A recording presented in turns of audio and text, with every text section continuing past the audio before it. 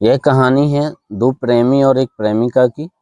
और जो प्रेमी होता है वह उसकी बहन भी होती है। यह दोनों ही कहा जाए कि यह शहर में ही इटारसी में रहते हैं और वहाँ पर भाई बहन रहते हैं। और वहाँ पर ही जो युवक होता है उसको एक प्रेमिका होती है, छात्रा होती है, उससे प्रेम प्रसंग चल जाता है। और वहाँ पर ही प्रेमिका का पहले से भी एक प्रेमी होता है, वो भी कहीं न कहीं उस युवती से प्यार करता है। और इन दोनों के बीच में कहा जाए कि एक जो झगड़ा होता है वह इन दोनों के बीच में बन जाता है।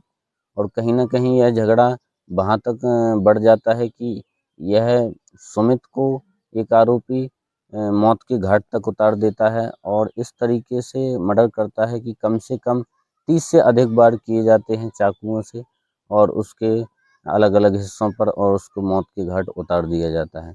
तो यह एक रोमांचक कहानी है। तो आपके साथ हम इस कहानी को साझा करने वाले हैं क्रम बाई क्रम। जानेंगे हम सभी आपस में कि किस तरीके से इस घटना को अंजाम दिया गया है और यह एक सच्ची कहानी है। तो आज हम आपके साथ साझा कर रहे हैं।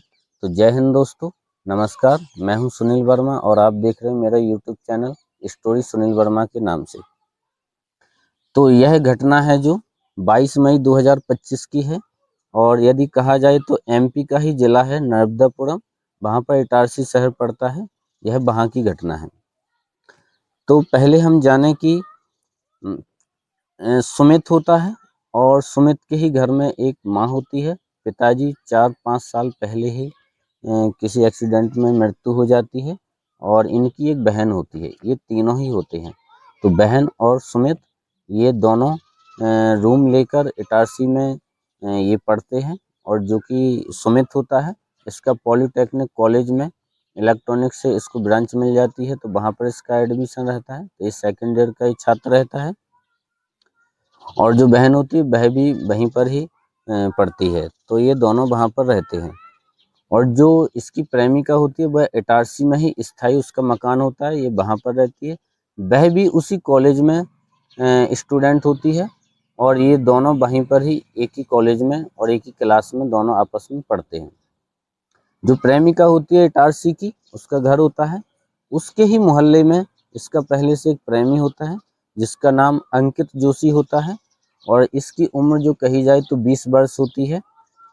और यह वहीं पर ही इटारसी में ही बाइक शोरूम होता है, वहाँ पर यह काम करता है उसमें, जो अंकित जोशी होता है। और युक्ति होती है, इन दोनों में मोहल्ले में ही प्रेम प्रसंग चलता है। और युक्ति जो होती है छात्रा, वह कॉलेज में उसका एडमिशन रहता है, तो वहाँ पर सुमित से इसका प्रेम प्रसंग चल जाता है। और सुमित का जब प्रेम प्रसंग चल जाता है तो वह उसके रूम पे उसका आना जाना लगा रहता है छात्रा की। और यह घटना जब अंकित को पता लगता है मोहल्ले से, तो उसको यह नागवार गुजरता है सुमित का मिलना। और वह सोचता है कि ये क्या हो रहा है। तो उसको कहीं ना कहीं बहुत नाराजगी रहती है, बहुत गुस्सा रहती है। और वह धीरे धीरे सुमित से भी दोस्ती करता है जो अंकित जोशी होता है। और इनके आपस में झगड़े कई बार हो जाते हैं इसी मैटर को लेके कि आपने मेरी प्रेमिका के बीच में आपको आने की क्या ज़रूरत है। इस तरीके से वह मैटर सोच लेता है और कई बार मना भी करता है। तो फिर जब जो सुमित होता है वह अंकित को भी धमकी देता है कि जो आपके बीच में जो प्रेम प्रसंग है मेरी गर्लफ्रेंड के साथ या प्रेमिका के साथ, तो मैं आपके घर वालों को बता दूंगा। तो इस तरीके से जब अंकित सोचता है कि ये घटना, जो कहानी है ये कहीं ना कहीं मोहल्ले में भी फैल जाएगी और काफ़ी ये चर्चित हो जाएगी, तो इसमें मेरी बदनामी होगी, कई तरीके की चीज़ें अंकित ने सोच रखी थी। फिर वह सोचता है कि इससे कैसे छुटकारा पाया जाए, क्योंकि अंकित ने इस कहानी के बीच में जो प्रेमिका होती है इससे छुटकारा पाने के लिए सुमित से भी कई बार झगड़े किए हैं, पर सुमित भी मानने को रेडी नहीं था। जो सुमित होता है, क्योंकि उसकी कॉलेज की ही वो छात्रा होती है, तो वो आपस में हर दिन रात मिलते हैं, कमरे पर भी आते हैं, तो सुमित भी नहीं मानता है। तो इससे अंकित जो अपनी प्लानिंग बनाता है वह यह सोचता है कि कहीं ना कहीं यह मेरे प्रेम प्रसंग में, मेरे कहानी में यह सुमित है जो वह रोड़ा बन रहा है, तो इसको कहीं ना कहीं क्यों ना हमेशा हमेशा के लिए हटा दिया जाए। तो जो अंकित जोशी होता है वह अपने ही एक भाई को, नाबालिग उसका जो सगा भाई होता है उसको ले लेता है, साथ में इस मर्डर करने की कहानी में उसको इन्वॉल्व कर लेता है। और जो अंकित जोशी होता है ये दोनों, तो अंकित जो जोशी होता है वह सुमित को फ़ोन करके बुलाता है कि तुम मुझे मिलने के लिए आओ, मुझे कुछ बात करनी है। तो जो सुमित होता है उसका ही एक दोस्त होता है हरीश, हरीश से सुमित फ़ोन लगवाता है कि हाँ फ़ोन लगाओ और उसको बुलाओ। तो पॉलिटेक्निक जो कॉलेज होती है इनकी इटारसी में ही, वहीं पर अंकित को बुलाया जाता है, हरीश बुलाता है और वहाँ पर अंकित और उसका नाबालिग जो भाई होता है वह दोनों आ जाते हैं।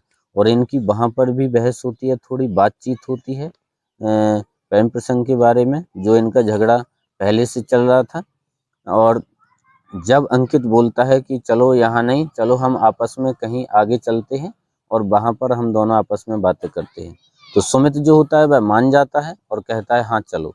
तो अंकित जोशी और उसका नाबालिग भाई आरोपी और सुमित ये तीनों बाइक पे चले जाते हैं और आपस में कॉलेज से कुछ दूरी पर चले जाते हैं। जो हरीश होता है वह वहीं रह जाता है, वह उनके साथ नहीं जाता है। तो ये तीनों जाते हैं, बाइक पर भी इनकी बातें होती रहती हैं झगड़े को लेकर। और जो सुमित होता है जब पुलिस ने जांच की है तो अंकित जोशी ने बताया कि जब कबूल किया तो उसने बताया कि जब हम तीनों बाइक पे जा रहे थे तो सुमित ने फ़ोन अपने दोस्तों को लगाया और झगड़ा शुरू किया। पहले सुमित ने किया और सुमित ने ही पहले चाकू निकाली और वार किया। तो हमने चाकू को पकड़ के ही फिर ये दो भाई थे क्योंकि, तो ये पहले से ही ज़्यादा हावी हो गए और इन दोनों ने ही फिर वही चाकू लेके सुमित को, या पहले से भी अंकित ने ले रखी होगी, तो इन दोनों ने धार धार उसी चाकू से बार पे बार किए उन पे, सुमित पर, और 30 से अधिक बार किए। और शरीर के जब पोस्टमार्टम में देखा गया, जांच की गई, तो शरीर का ऐसा कोई हिस्सा नहीं था जहाँ की चाकू से वार ना किए गए हों। तो हर एक हिस्से पे, पेट पे, सीने पे, गले पे, मुंह पे, हर जगह पर। और इन लोगों ने सुमित को मौत के घाट उतार दिया।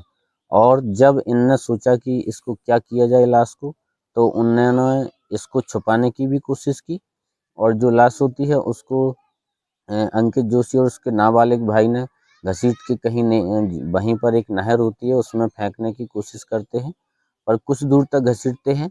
पर वहाँ पर कुछ लोगों के द्वारा आ जाने के कारण इन लोगों ने वहीं पर छोड़ दी और भाग गए। बाद में देखा गया घसीटने के निशान भी पाए गए।